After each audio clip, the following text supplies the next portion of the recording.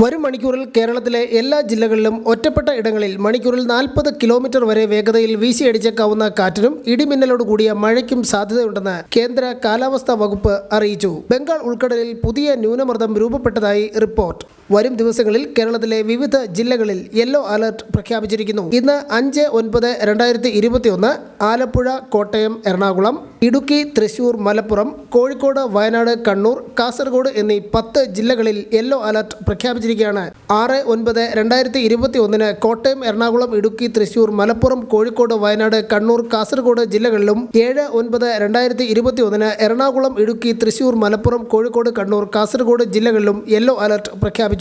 115 millimetre വരെ ശക്തമായ മഴ ലഭിക്കുന്നതിനുള്ള സാഹചര്യമാണ് നിലനിൽക്കുന്നതെന്ന് കേന്ദ്ര കാലാവസ്ഥാ വകുപ്പ് അറിയിക്കുന്നു. 5/9/2021 കേരള, കർണാടക, ലക്ഷദ്വീപ് തീരങ്ങളിൽ മണിക്കൂറിൽ 40 മുതൽ 50 കിലോമീറ്റർ വരെ വേഗതയിൽ ശക്തമായ കാറ്റിന് സാധ്യതയുള്ളതിനാൽ മത്സ്യത്തൊഴിലാളികൾ കടലിൽ പോകാൻ പാടുള്ളതല്ല എന്നും കേന്ദ്ര കാലാവസ്ഥാ വകുപ്പ് അറിയിക്കുന്നു. പുതിയ ന്യൂനമർദ്ദ ഫലമായി വരും ദിവസങ്ങളിൽ കൂടുതൽ പ്രദേശങ്ങളിൽ ശക്തമായ മഴയ്ക്ക് കേരളത്തിൽ സാധ്യതയുണ്ട്.